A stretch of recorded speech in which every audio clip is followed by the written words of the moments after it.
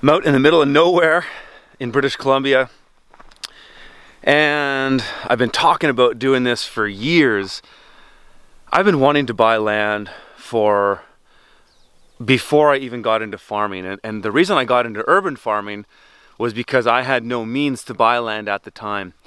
And I wanted to, my initial intention was to be on the land, live on the land, grow my own food, produce my own energy, all that great stuff. Well, I finally did it. Finally did it after all these years. We purchased 40 acres out here in the middle of nowhere, and it's super, super rural. And there's an off-grid home here. We're totally off-grid. We've got a little bit of solar and wind power. We've got composting toilets, we've got well water, and we've also got some water capture as well. I'll talk about it in future videos. And we've got a lot of wild land up here. This land, actually this is an elderberry tree behind me. I found 16 of these on this property so far. This land is less than ideal for farming. We got a really good deal on it. And there's a lot of potential up here. There's also a lot of challenges. So over the next year, I'm going to be developing this into a more developed off-grid homestead. So my four focuses here are food, energy, water, and shelter. And we've already got some shelter, but we could use a bit of upgrading on that. There's zero food systems up here as far as agricultural style, but there is actually a lot of wild food up here, which is amazing. We're finding there's in the springtime there's going to be a lot of false Solomon seal up here. There's going to be mushrooms. We've got all kinds. We've got Saskatoon berries up here. We've got rose hips, tons of elderberries. There's a lot of stuff up here. So the food systems have yet to be developed. I got a lot of gardening setting up to do, and I'm going to start a lot of this fall. I still have to figure out what exactly where my priorities are, but I've got to develop the water systems a little bit, though there are some good ones here. We've got a primary well which is drilled 60 feet, and there's 42 feet of water in there. I don't know how quick it recharges right now yet, but all the neighbors in this area tell me that their wells are really good, so that's great. But we've got this really cool water catchment system I'll save for another video here. And the energy systems have a long way to go. There's really only about 1.5 kilowatts of power up here, and only about 400 watts of battery storage. So it's, for a family of 4, is not really happening. So we've got a lot to do there.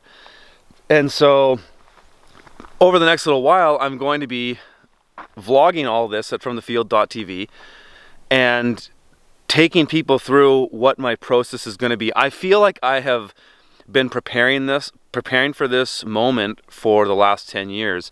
And this is one of the reasons why I encourage people who want to get into farming to just get into it.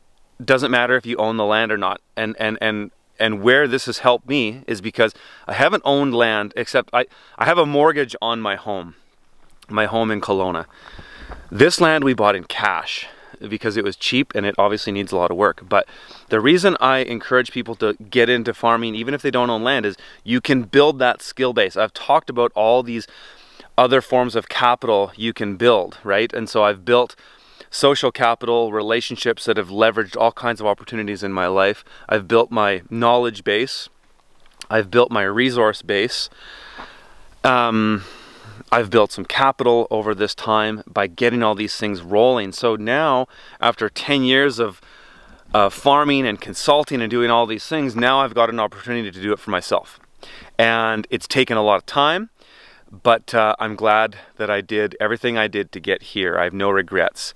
I feel like if I would have started a process like I'm on now, way back then, I would have made a lot of mistakes up here that would have been expensive, more expensive, because when you're further out, and we're really rural here, you've got to travel far to get things, and you're kind of just figuring things out, and there's a lot of infrastructure that has to go up here. And I already have a really good base of what I need to do.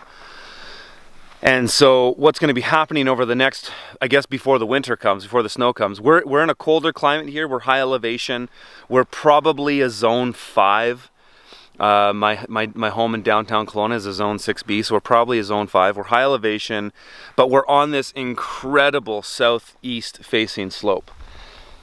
And so what's going to be happening over the next, before the winter, is I got to figure out where my priorities are. There's a lot of things I want to do here.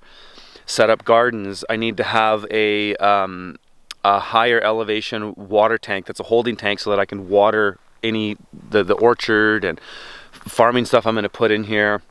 I need to have an upgraded energy system so I can pump water from down lower on the property up to the holding tank. I want to put in a caterpillar tunnel. I want to put in a bunch of raised beds. I want to put in fruit trees. I want to put a garage up here. There's a lot of stuff to do, and I've also got some problems up here. I mean, where I'm standing right now, this is probably the widest, most open field on this acreage.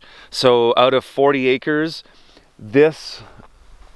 what you can see, and it actually turns and goes a bit further south. There's about 6 acres that's open that I'm actually going to fence. It's about 2,000 feet of fence. I'm going to fence it so that way my kids can run around and I don't have deer chewing on all my trees. But one of the big problems I have here is voles. I've got major vole issues here, so we've got some challenges there. Going to have to deal with the vole population, and I know there's lots of ways to do that. If you got any great resources, let me know in the comments. But that's going to be a big challenge up here. It seems like the water situation's gonna be good. One thing I want to show you guys later is this incredible catch water system here.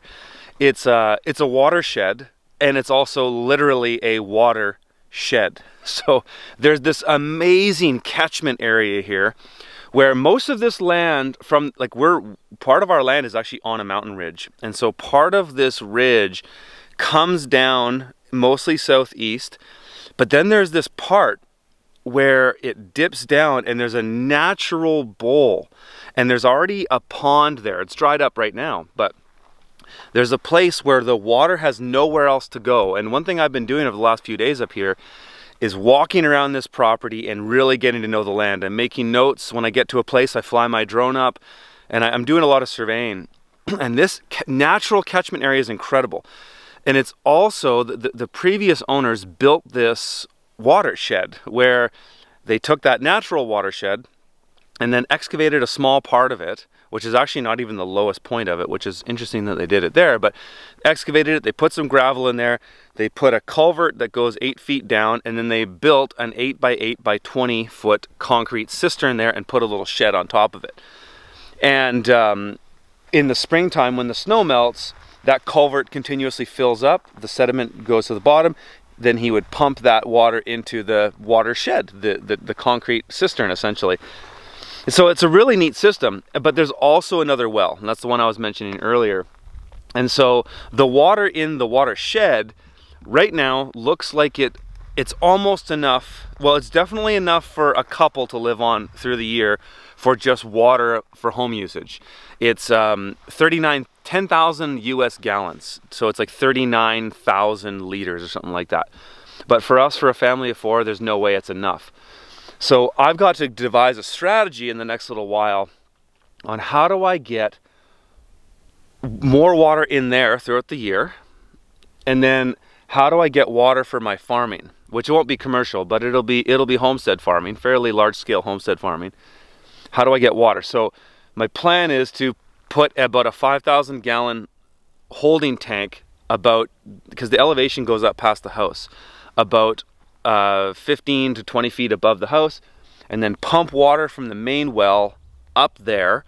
And then I'm also going to pipe that into the house so that if there's who knows what kind of scenario where there was no power, that we always have gravity water. And we've also got other backups here. We've got 2 generators, so if it's like it was an absolute shit hits the fan scenario, no electricity, who knows what could happen. I could pump water with propane or gasoline. But right now I'm looking at setting up this property totally electric, because it just makes sense. We've got so much sunlight and wind up here. It's absolutely incredible. It's always sunny. It's kind of smoky right now actually, but the cloud line settles down here, and so this is a sunny place even in the winter, and it's also windy. Like there's always a slight breeze here, and at nighttime that breeze picks up. These little this little wind system that they have here already generates a decent amount of power, but still not even close to enough to what we need. One thing I'm going to put up here eventually, well, I'm thinking of at least now, is a wood fire boiler. We've got wood fire in the house, which is fantastic. The house right now is, the water's heated from propane, and then we've got a wood fire stove for heat, and then there's a little bit of electricity which is used for the satellite internet and the lights and a few other things. But I think because I want to put a greenhouse up here, I want to add a little, maybe I'll add a little passive solar thing to the house here, and I want to have a shop. So I want to heat all those things. So we're thinking a wood fire boiler. We have an endless amount of timber up here. That was one of the biggest draws to me purchasing this property, is a massive amount of timber. Not like, I could probably burn deadfall here for a lifetime. There's so much of it, and it's going to be a good thing to clean up for fire prevention, but it's also a good resource, and so we've got a lot of that. There's a lot of standing timber as well. I would say this property is at least 60% standing timber, and because it's higher elevation, the trees are a bit smaller, but there's lots of like fairly big pines, not huge. Higher elevation things do grow a little bit slower because it is colder up here in the winter. But we've got pine, spruce, a lot of pine, spruce, and fir, and in the low wet riparian areas, particularly where this natural watershed is, we've got poplars growing there and cedars. And those trees only grow where there's a lot of water. So I thought that was really cool when I was doing my initial walking around surveying the property. But yeah, this is gonna be me for the next little while. Still got a lot going on with our shit hits the fan farm. We've got to get some greenhouses up there before winter, and so there's still a lot happening there, but this is gonna be where I'm spending most of my time up here working on this project, and I've got a lot I want to get done before winter. I think before winter, I'd really love to get an upgraded energy system up here. I'd love to have my raised beds built. I'd love to have a greenhouse built. I've got to do some excavating up here to level things out. I want to have this set up so that in the springtime, I can rock and roll. I can get a garden going and really start getting into this. There's a lot of potential up here. I really want to do food forests. And I'm going to try to do my best, if it makes sense, to preserve the natural landscape as best as I can, and kind of put trees in here and there and leave a lot of what's already here because it's beautiful. And yeah, that's going to be the plan. So if you want to follow along with this, at least you want to see every single vlog I do, head over to fromthefield.tv. That's where these will be. And of course, if you're a member, you're going to see all this stuff, and I will be putting ones periodically up on YouTube, but that's where most of this content will be, is on fromthefield.tv, and I hope to see you guys there. See you in the next video.